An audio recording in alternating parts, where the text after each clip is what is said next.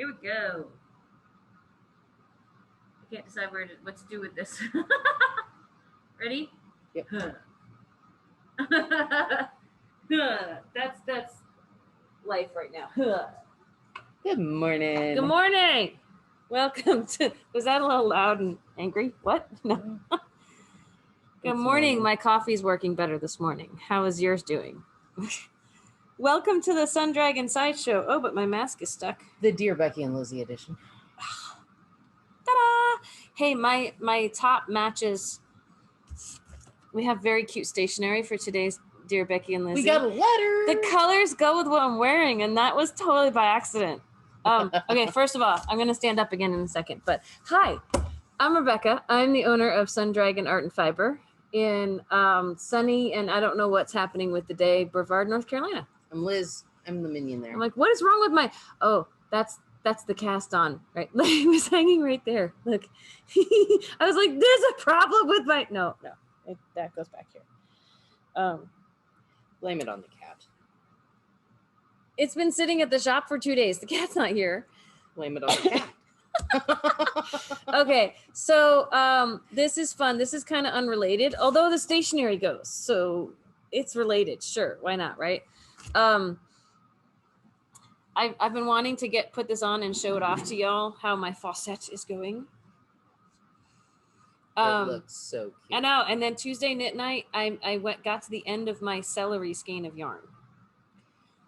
This is as far as the one skein got. And see, okay, we've got a needle hanging off there, and the other end is here.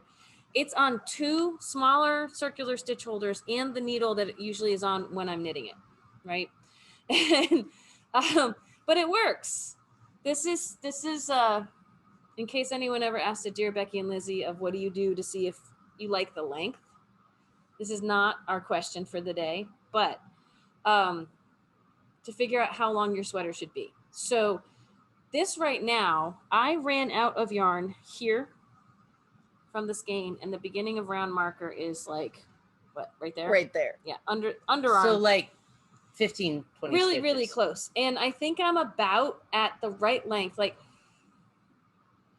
some of this color needs to be in the bottom too. There's a ribbing section. There's a color work section that mirrors some of like this part in here. And some of this color does need to be down there.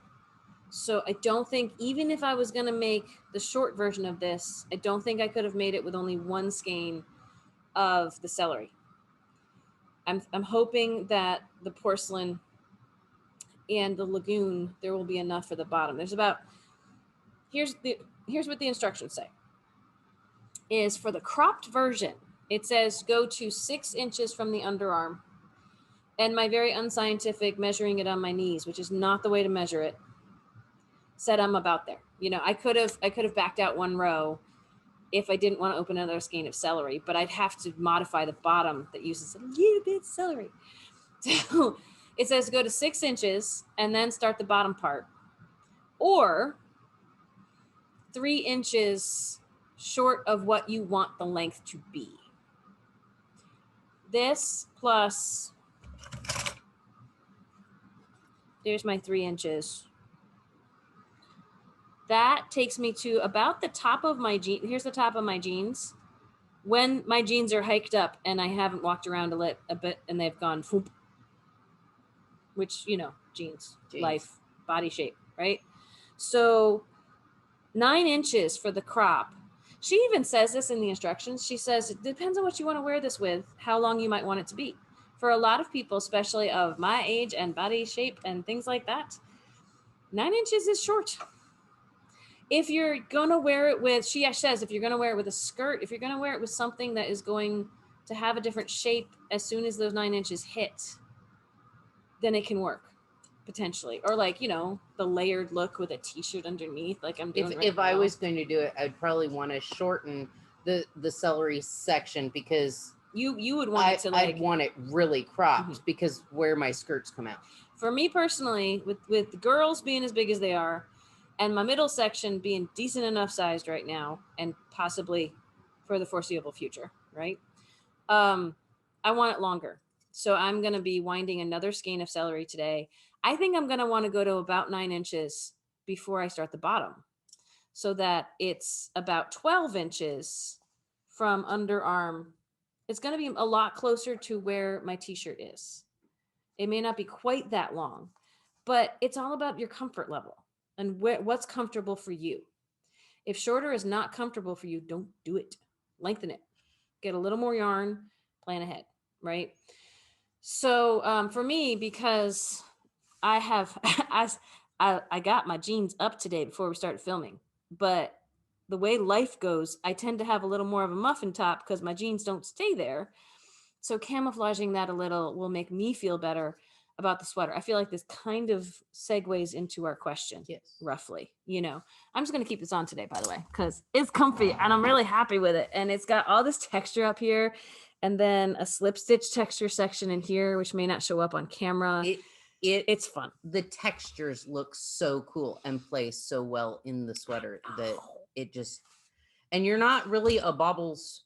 I'm not a baubles person, and there's baubles. There's little baubles here, but they're not like bubbles in your face. They're just kind of, and some of that, again, to segue into what our question is, cough, cough, yarn lung, yay! Part of that may have to do with fiber and what's in the yarn and how it drapes and hangs. And some of that is going to be hit or miss until you try it. Some of it's what your personal aesthetic. Yes. A lot of personal preference in knitting, which is both the joy and the curse. So, yeah, I do like this. And I actually like where the texture fall. Again, I got big girls, but this is not necessarily making them look bigger. There's a fleck on the screen that made me think there was something on the sweater. It's not. Okay. Sorry. Go ahead. What's our question for today? Okay. First, I just want to say how much I enjoy your podcast. I was like, what? No, that's the letter says. That's the letter. I'm going to be quiet now. Always informative, entertaining, and funny. Keep them coming, please. Now for the questions. Okay. Have either of you ever made an object that was a big disappointment? If so, what was it and why? Most of my past disappointments have stemmed from poor yarn choices, poor yarn quality, or the wrong type fiber content. Just curious. Mm-hmm.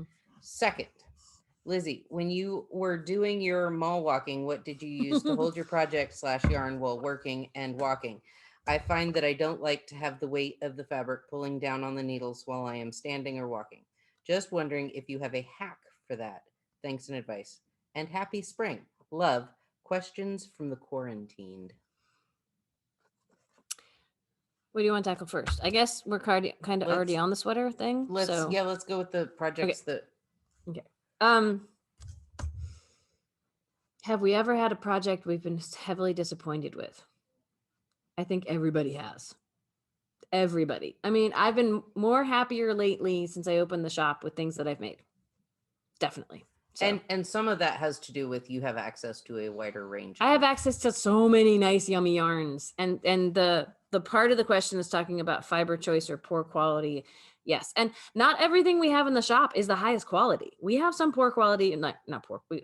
We have some more inexpensive choices. We have some lesser quality yarns.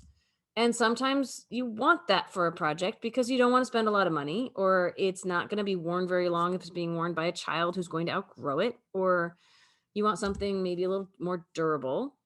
That doesn't always mean it's going to be a bad project. I will say that.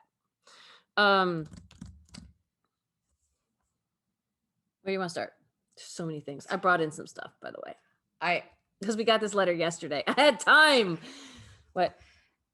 I don't like, I know with my dresses, I've had a few dresses that back in the day I bought Walmart fabric for and washed it. Like the dress turned out okay. I was not unhappy with it. And then I washed and dried it and went, the wrinkles are never going to come out of this. I'm unhappy with sometimes the choice of the fabric. Yeah. And sometimes you have to work with what you can get. Yeah. Either because that's all you have available to you or that's what you can afford. But understandable. Doesn't mean you're going to be happy with it, but you know, it's with some of my sweaters, like I did the Tierra del Fuego sweater, and I wasn't unhappy with it. I was unhappy. like ultimately I've been unhappy that I stopped the sleeves where I did. Oh, so it was a construction. It was more what choices I made in the pattern. Like, yeah, okay, I'm done. But also, I mean, it's a catch-22 because if I'd made it long sleeve, it's a heavy sweater, and I don't think we got as cold this year as we have in previous years. So wearing a longer sleeved sweater would have killed me. Like, yeah. Why did Liz self-combust? Oh wait, the wool put it out. It's okay. But like, just smother her in wool, she'll be fine. There's catch-22s I found sometimes with patterns. Like, I'm going to choose to do this, whether or not the pattern called for it. And so it's kind of, I hate to say self-inflicted. It's operator error, kind of. Some of my choices that I've been unhappy with have been because I chose to die on the hill of not making longer sleeves, or no, I'm not going to change it. Yeah. Well, I mean, I can think of a vest I made once that the size came out all wrong, and I wasn't going to wear it. I actually ripped that sucker out and I remade it. It was with cables and fanciness, and the way the neckline was, it was just, I actually brought in one with a crazy neckline that I never wore, really, or I wore because I finished it, but if the size isn't right, you have to decide if it's worth the effort to rip it out and do it again or give it away. Like, the second time I made it, it fit well, and then my weight changed. I think I lost weight on that one, so I gave it to a friend who would actually fit. A couple of the things I brought in. So sometimes it's about the fiber, and sometimes it's about the way it fits.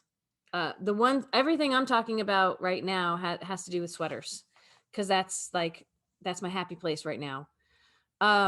Sometimes with shawls, I'm not sure how to wear them, so I make them and they're pretty, and then I don't wear them because I can't figure out a way that they look good on me. I will say, before I get into the actual things I can show you, the demonstrations or whatever, I'm not gonna actually put them on, but a lot of the cowls that I've made that are straight, that are more rectangular, they're not huge disappointments, but they don't seem to, like, they're works of art when they're not on me. And then when I put them on, they hang and they droop and they don't show off the prettiness that is the cowl. So I struggle with that heavily. I feel the same way about asymmetrical shawls. And I've made a couple and picked out the most awesomest yarn, planned them, and then I go to wear them and I'm like, these don't work. Like, it's not that I failed in the pattern. They're huge. I mean, my Game of Thrones mystery knit along, it's ginormous, which is my happy place. But because it's asymmetric, and you like to wear them around your shoulders. I wear them, you like something that like wraps around. I like great grandma shawls, and those work better when they're symmetrical. And so I go to put on my Game of Thrones shawls, and it's I'm where no, and I hate to say it, but that and my Quicksilver, which I love my Quicksilver it turned out awesome. They're sitting in piles at home because I can't figure them out. Well, and it's like, I feel like, especially with shawls and cowls and things like that, some of them are more art pieces in a way, or they were a joy to make. So in that way, I don't think they're a disappointment. Like, it kind of fits the question and it kind of doesn't, because the big disappointment is something that you're excited to wear and then you don't. And some of the things we make, I think we make just because they're pretty, or we enjoy making them, and then we weren't really planning on wearing them, or we don't know how to wear them. Doesn't mean they're a disappointment. It means that it's just, oh no, it crushed my world. Oh, never mind. Okay, but sorry. But some of that is just learning where your comfort place is too. And so now we can go into some of the things we make knowing we're probably not going to wear them. I mean, there's so many things I make for the shop now that it's more to inspire other people and to encourage them. Like, the cowls may not hang right on me, so I may not wear them, but they're a nice small project. If someone wants to learn a skill or wants something that's not going to take forever, a cowl might be perfect for them. So I'm still going to make them, and I'm still going to show them off and all that kind of stuff. I brought in some really old sweaters, these things that stay in piles at home, mainly because they're not made with yarn from the shop. But some of them are, I could have brought in another sweater from this one book. I have all these sweaters, the Vintage Knits book. I'll see if I can put a link in the comments. I've talked about it on our Saturday virtual dual platform Stitch and Stitches. I can't talk this morning. But because they were all around me, I could hold them up and talk about them. And the one I didn't bring in was this beautiful Fair Isle sweater that the fabric hung wonderfully. Some of these others, I'll show you, the fabric did not hang wonderfully, but it was short. Speaking of like this being too short, I hadn't learned at the time that if you follow the instructions precisely, it may not fit the way you want it to. And I hardly ever wore it to, I was a teacher at the time. I might have worn it with like a collared shirt underneath that would poke out the bottom and be all kind of fashionable that way, sloppy fashion. Because it was too short. I was going to show off my stomach, and I was going to do that with students, you know. All of these are short, but there's other reasons I don't wear some of them. I'll keep that for the end. I learned with this one, which is really pretty, that's right? Cute. I learned with this one that not all yarns that say they are the same weight or the same thickness will behave the same. Because this is, it was very pretty, you know, nice and stretchy and stuff. It is thick and heavy.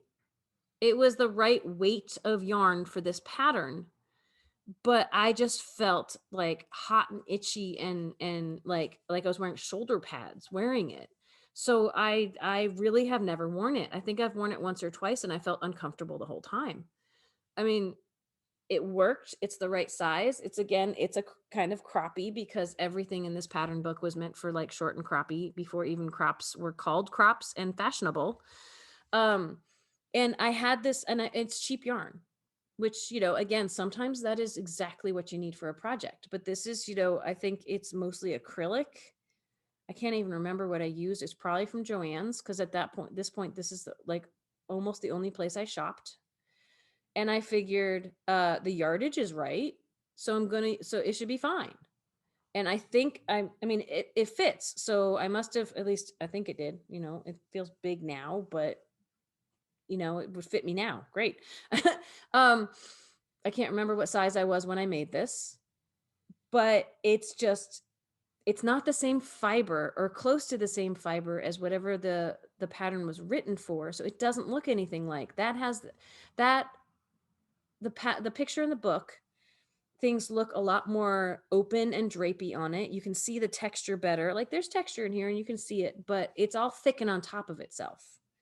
And the ribbing and everything is just kind of, you know, like, I'll hold it up closer. It's there. And it actually, like, I feel like the camera's showing it off better than it actually looks. It looks fine, but it feels so much like heavier than what I'm wearing. And they're both short sleeve tops, and they're both probably made out of almost the same weight of yarn. This is either DK or worsted, probably DK. And I had a moment when I made this, because I was very early in my knitting journey, of why isn't this working? And I really do think it's the fiber content behaving differently. Like, plant fibers and animal fibers might hang differently. And I've learned since then that not all DK weight yarns are the same thickness. They're not all going to drape or hang or behave the same. Like, this to me feels like a sweater that could stand up and walk away on its own. You know, and it just feels thick and heavy. And it was supposed to have a little bit of a cap sleeve and stuff, and just, it didn't work. So I look at it every once in a while. Never tried to put it back on again, because I have no idea if I'm the same size or what size I was then, you know. Then this one I got all excited about. It's from the same book. It has beads in it. Look at all that. Look at all those beads. You beaded it. I beaded it. And before I learned any tricks about using crochet hooks to get beads on while you're going. So I pre-strung them all. Like this was back when I was working up in Pennsylvania. It's a long time ago. Same book. And I learned from that one that for this one, I wanted a yarn that was going to have a different fiber, maybe closer to what the pattern book said. I don't remember what this is. I want to say this was like a Knit Picks yarn or something. The stitches look wonderful. The drape is much better with this. I was so excited to get the beads and that the beads worked and everything. But look at how big this neck is. And that was the fashion, right? That was the fashion and the style. I've worn this a few times and I've felt uncomfortable every time I've worn it. And it's partially because the sleeves are short, the neck is wide open. So either like, especially because I was like, I'll make outfits and I'll teach them, and yay! It's another crop one, right? It's really short. It was either I would have to hike it way up on my shoulders and then it was going to fall pretty low and I wasn't going to be comfortable with that. Or it was going to slide, and it's supposed to be a wide boat neck, but I got big girls and I got thick bra straps. I'm just going to be honest about that. And I felt uncomfortable. And wearing it with a tank top underneath, it was too thick and heavy. So it just didn't work out. It's pretty. It looks pretty. Doesn't look quite as pretty as in the book, but someone of a very different body shape was wearing it in the book, right? And I could celebrate the accomplishment that I made a sweater and it came out right. But I haven't worn it very many times. And again, at this point, I think I am a different shape altogether. So, and I've had some knitters recently who've come in and said, I want you to help me make a sweater because all your sweaters look fantastic. And it's like, well, the ones I've done lately have, and I'm not necessarily sure why. I mean, I guess it's because more experience with knitting and trying things, but it's not like I feel like I have this encyclopedia of knowledge that says, well, this is what's going to make this sweater successful and this is what's going to make that sweater. And it's very, everybody has different shoulders. Everybody has different ideas of what they're looking for in a sweater. And even with all the sweater patterns that are actually out there, sometimes it's hard to find the right one for you. And more often than not, I wind up taking a pattern and going, I love this, but I have to, I have to crop it. I have to, I want to add more stitches in at the bottom to where it kind of swirls out a little bit. And that's one of the cool things about, if you feel comfortable with that and engaging in that, that's the cool thing about making sweaters or knitting your own things, is you can change that. If you can't find something that has the right length for you in the stores or like other things, as long as you don't mind putting it in all the time. And sometimes the only way to get comfortable with altering a pattern is to just try it. And it might not work, and then you figure it out for your next sweater. So you rip that one back and do something different with it. I think in some ways I've just been lucky lately that the sweaters I've been engaging with have come out as well as they have. I can't really tell you other than that why. I mean, a lot of it has to do with making sure my gauge is right. Some of it has to do with being careful when I'm blocking, but like this isn't blocked yet. I'm feeling pretty comfortable with it. This is not the fiber that this pattern is written for, but I think I'm getting more comfortable with what's going to work well in a sweater and what's not, depending on the sweater. The one fiber that we are pretty cautious about using for bigger sweaters or whatever is 100% alpaca. Yeah. I was warned against that before I started warning others against. I haven't actually experimented with that, but conventional wisdom is it stretches under its own weight. Yeah, and we've seen it happen, but I have not like, in my own things because I don't do it. Cotton's kind of hit or miss whether it does. Some people swear it does. Some people swear it doesn't. Alpaca, this I'm hoping the little bit of cashmere in it is gonna but alpaca is known to slide under its own weight. It doesn't have all the barbs that wool does, so it won't catch itself. It can. There's not a lot of structure to it. That's why it's so soft. Oh my gosh! It's heavy. It just pulls, and that I think we've had a few customers who are quite happy making their alpaca sweaters, and even when it's buyer beware, but they know that. So they're okay with that, but. for my husband or the kids, I will use a very simple pattern and the encore, which is mostly acrylic and whatnot, because I know it needs to get washed. Yep. And I don't want to ruin good yarn. Well, on and the chance that it could get chucked in the washer and kill it. Well, and for like sturdy basic patterns, that's fantastic. Like this, I think if I, hadn't learned my lesson or had known about it, this yarn might have been great for a sweater, like more of a long sleeve, warmer sweater that didn't have this texture in it. Like your Mr. Rogers sweaters you wear in that are just very simple. This one here. This is super old cheap yarn. It is it's a leisure arts pattern. It's comfy. It's not fancy. It fits. I'm happy. It's not tailored as this one is. Like there's a lot of positive ease in it. If I had done something that had delicate stitch work in this, I may not like it. I may not wear it anymore. But this was super basic and I love it. Depending on the pattern of the piece, the yarn construction can play a definite role in how, like the Fall River shawl. We both did the Fall River out of fingering weight. Like a woolen merino. A woolen merino. I did mine out of the Fady balls, the Puno. You said alpaca and silk and the other alpaca, yummies silk in it. And merino. And I did it on a bigger hook. Mine came out bigger, but the yarn fluffs. The yarn Rebecca chose doesn't necessarily fluff as much. So they look different. They look completely different. But they're both pretty. Yeah.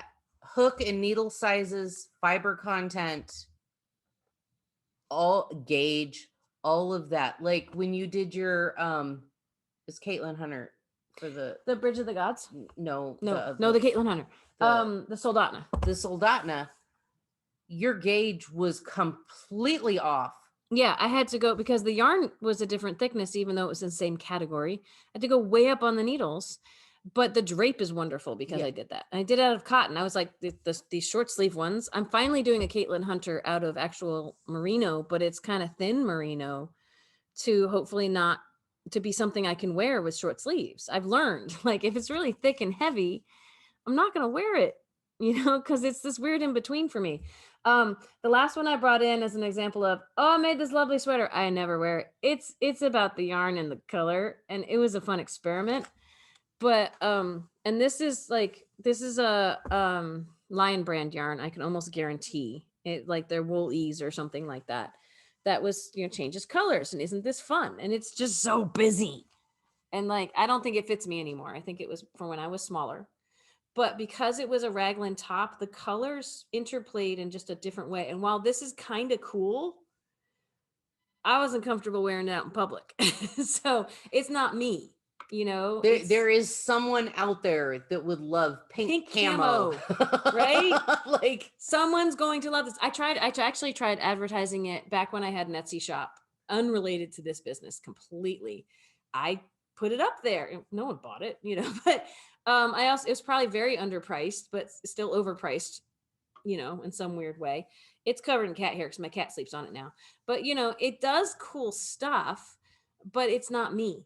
And it was a fun yarn to play with, but it's not me. So I'm not going to, and, I'm not unhappy with the construction. It's a gorgeous sweater. I just don't see why you're not wearing pink.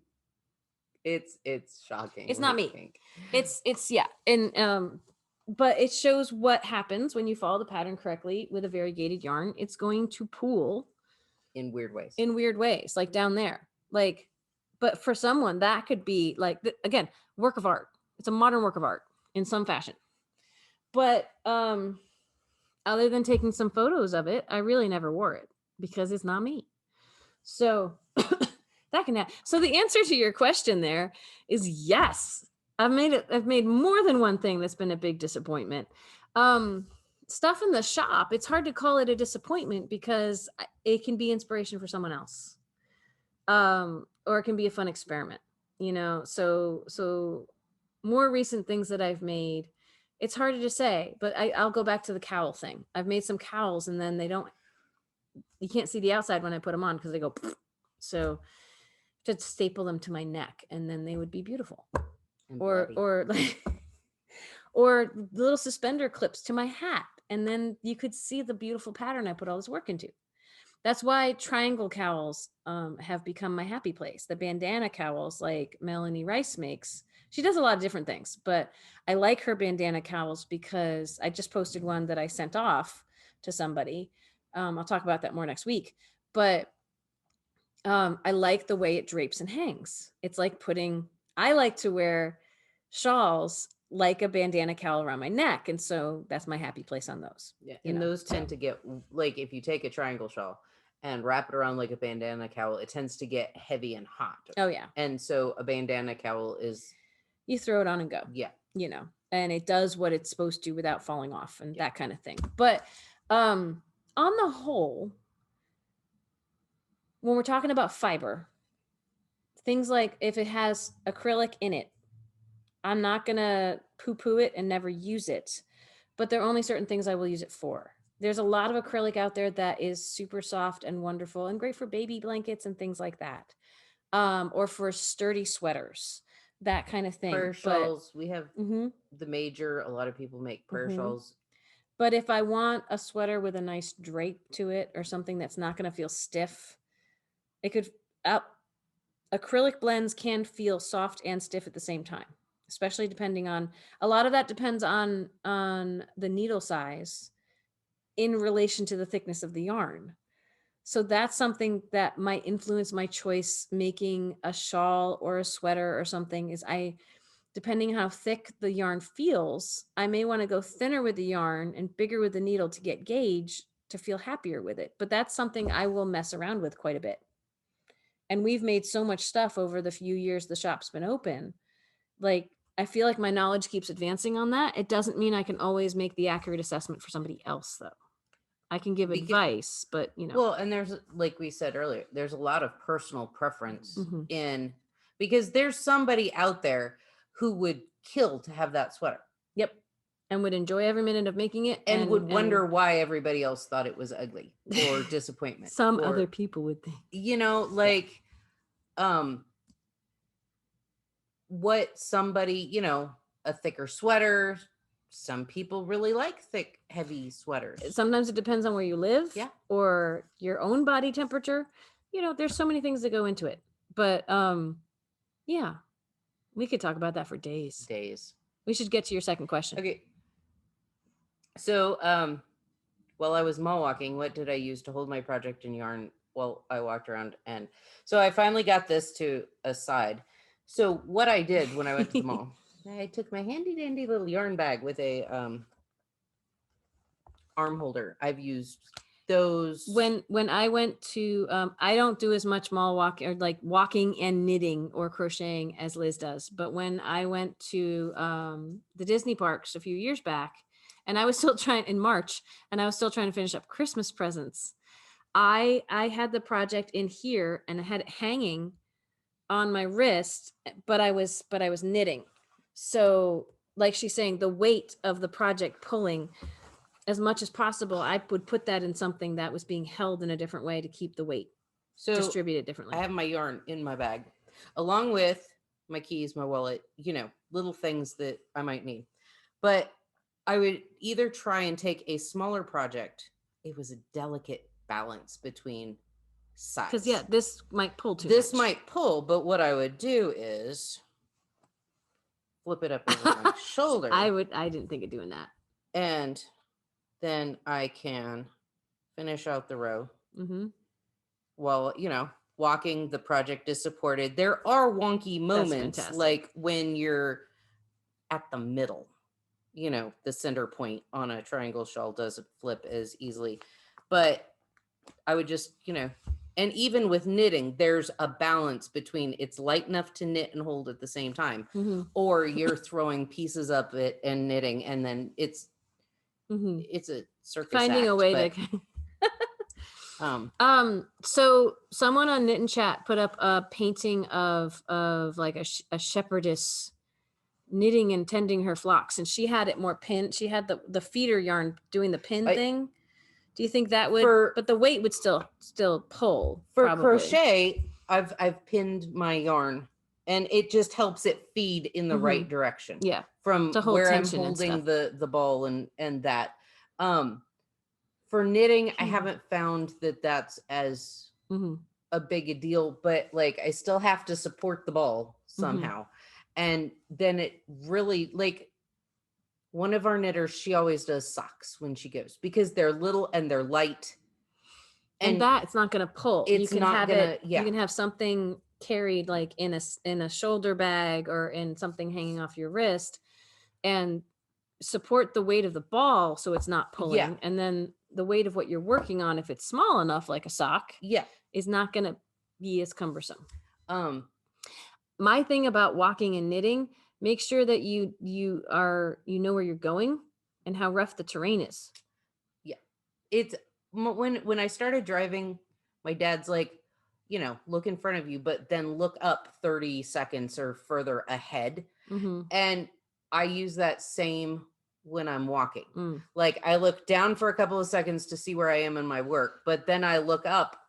Not only, you know, I scan the next 30 seconds, what's coming up that I need to be aware of. Is there a person? Is there erosion ditch where the rainwater, you know, wore out the... We used to walk, we tried the walking and knitting on the last cystic fibrosis walk we did, which was like 2 years ago because COVID. And that, for me, we were walking at Silvermont, and there's roots and things, and I struggled with that just to not trip. Yeah. But mall walking is different because it's more of a flat. It was flat. Hopefully fewer obstacles. So. There were people. And lying on the ground sometimes to trip over. Okay. No, just no, but there's still stuff to look out for. There's still stuff, you know, those center columns that, you know, unless you're good at walking into a straight line around them, you know. But just kind of, you know, I'd look down, because a lot of, like, the longer you're in knit or crochet, you can kind of do it by feel. I can knit by feel. I cannot, well, I struggle with crocheting by feel, but yeah. I can crochet more by feel than I can knit by feel, but I'm getting better at the feeling with the knitting. But it's, you know, look down, know where you're at, make sure you're on, you know, target, whatever, but then stay on target. Watch the ahead of you, because know your comfort zone. Yeah. No, you know, you don't have to knit and walk. Although, you know, if knitting is keeping you from getting exercise, why not combine the two if it's safe? That safety thing is a little, you know. Yeah, it gets wonky.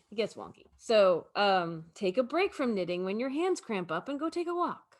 You know, balance life out. It's hard sometimes, but you know, it can help. Because, you know, knitting's my happy place. It's also the shop, so that adds some stress to my happy place sometimes. But knitting is still how I de-stress. But walking can also be how you de-stress. So, you know, you got to figure out what's going to help you in life with the craziness that is life. You know, so I think we're going to wrap up. Fun things. And then we're going to wrap up because, you know, the shop's got to get going soon. But hey, it's Mother's Day this weekend. Did you know that, Liz? In before times, it would be the yarn crawl. I know. It was, okay. For people who are not familiar with the area of Western North Carolina and are joining us from all over the place, which is wonderful. Usually when people say, hey, when's the yarn crawl going to be? And I'll talk about what that is in a second. We'd say it's always on Mother's Day weekend. So this is the second year it hasn't happened because COVID.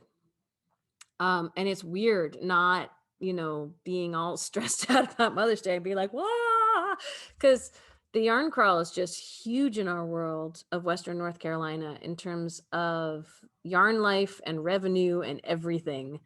And what is a yarn crawl, you might ask? Some of you are just like, yes, yarn crawls, I love them. And some people are going, huh? A yarn crawl, it's like, have you ever heard of a pub crawl? Pub crawl. Quilters have a shop hop type. Shop hop, yeah. Thing. It crawl, you know, a pub crawl, if we think back to like college and whatever, and I don't know, who does pub crawls and why now, because I'm old. But but it's like the idea of a pub crawl is like in a town or a city, you know, you hit all the bars, all the pubs, sample fare, you know, eat at them all, grab a drink at them all. And sometimes it's over one night or it's over a period of time. The yarn crawl expansion of that, not so much alcohol involved usually, but is more about sampling and tasting and experiencing all of the yarn shops in a certain area. And they'll happen all over the country. I've been to one in Florida. We've participated in the one here, Western North Carolina. In olden days, it was about a dozen shops all over the place. And it takes place over a weekend where you just have a lot of people all traveling for the same purpose. There were sales, there were giveaways, there were indie massive dyers. Amounts of people. there was, when we didn't do a yarn crawl here, we were in the other shop. We never got to do one in the new shop. Yeah, we were in the We've other done shop. like 2 or 3 in the old shop. In just this is where my brain goes with the yarn crawl. So in normal everyday life for the yarn shop, a Saturday might be 6,000, 7,000 steps on my Fitbit. I was like, money? No. Yarn crawls. Steps. Yarn crawls were at least 10,000 steps in 700 square feet. Yeah, like it was running all over the place. I mean, it was celebrating yarn with all these other people who love yarn. Yeah, it was exhausting but fun and crazy and just, again, celebratory. And we haven't done it for 2 years. No crowds. No. The second yarn crawl, we finally started asking people if they were crawling or if they were camping, because we had like a whole weekend of sit and stitch. Like people would just come and hang out at the shop and watch the chaos the entire weekend. Yeah. And we'd have to set stuff up outside because there was no space, and it was fun and crazy and tiring and whatever. But whatever. Mother's Day weekend. And it's Mother's Day weekend, but there's no crawl this year because life. Because not all the yarn shops in the area are even open to traffic. We are open to limited traffic, which some people think means we are not open. But we are. And it's the second year that the idea of crowds does not make us happy. So we want to keep everybody safe. But it's still Mother's Day, so we're going to celebrate. Yay! And you know us, we like having a sale when we want to celebrate. So since we're not even open on the weekends, period, right now, you can always buy stuff online on the weekends. And when we have sales, they will go through the weekends and codes will still work. I'm going to set up a code that will start tomorrow. So there's an opportunity to either sign up to come inside or shop outside with us. We're getting really good at shopping, at helping people shop outside. Targeted shopping. It is not a problem for us to come in and pull tons of yarn to bring it outside. Yeah. And we know the shop really well. So if you have an idea in mind or something you want to look at, we can bring it out without you having to be overwhelmed by everything in here, as fun as everything in here is. But you can also sign up to come in. So, okay, the code will work tomorrow, or if you say, I want to use the Mother's Day sale, tomorrow through Monday. And again, tomorrow's the only day you can use it at the shop. But through Monday, you can do it online. And we have a lot of fun yarn. We don't have everything online, but we have a lot of fun yarn. And if you're going to save money, why not buy something that is a little more fun and fancy than you might have spent money on? Because you get to save money. So treat yourself. Treat yourself. I did that one year. It was like Valentine's Day. It was all about treat yourself. Why not Mother's Day too? Treat your mother. Treat yourself if you are a mother. Treat yourself if you're even not a mother. Why not? It's a reason to celebrate. Save money. Yay. So the code I decided on Friday through Monday, it's Yay Mom 2021. Y-A-Y. I have it spelled here. Yes. Yes, but I'm having trouble seeing Yay. over the... Yeah. Y-A-Y-M-O-M. They even have their own little what's that called? Palindromes. Y-A-Y-M-O-M 2021. I'll even put it in the The YouTube sale, I only said, I didn't write it anywhere. I will put this in the comments of this video so that you see it in writing and can use it. And there's a good chance, if I remember to and have time, it's been a little weird lately, I'll put a tile up on the online shop site that can remind you of what can save you money this weekend. And did I mention you're saving 25% on everything? A reminder, you can't, so during the sales, you can't use Dragon Rewards dollars. You can't use those online anyway. Gift certificates you can only use here at the shop. So save them if you want to shop over the weekend. And if you buy something like a Minion Bag of Mystery or a Surprise Me Sale Bin support box that pulls from our sale yarn, and you take the 25% off of that, then that reduces what you will get. It's not like, ooh, I'm saving money and I can save even more money on the same amount. It's reduced. But it makes sense. You're still saving gobs of money. Take the amount that you spent. The amount of money we get from you. And multiply it by 2. And fill the box. Yeah. So you can still get cool stuff, kind of random stuff from the shop that is in the sale bins for super reduced prices, but you just don't know what you're going to end up with. You're taking a chance, but it's fun. Okay. So I think that's it. We only have a few minutes until the shop needs to open. Tomorrow night is knit night. Yes. I always forget to talk about that. 6 to 9 Eastern time. The Zoom code is 828-877-3550. Hey, she knows the shop phone number. Yay, finally. Woo! Okay. So join us. It's always kind of fun. Even when we're all exhausted. It's kind of fun. So it's fun to see people, even if we're not seeing them in person yet, in groups. So yeah. Enjoy your weekend. We'll be back on Tuesday. Yep. Liz, subscribe, all that fun stuff. Liz joked yesterday I should get wool dreads. What do you guys think? If they all say yes. I still might not do it, but we'll see. I'm looking at them going, maintenance. I'm kind of like, I don't know. But and then I thought about it. You look so happy right now. She's like, I thought about it for a while before. Like it was for yourself, for myself. Like it was. I work at a yarn shop. I really want to tie yarn in my hair. Like it's really, sure, really. Yeah.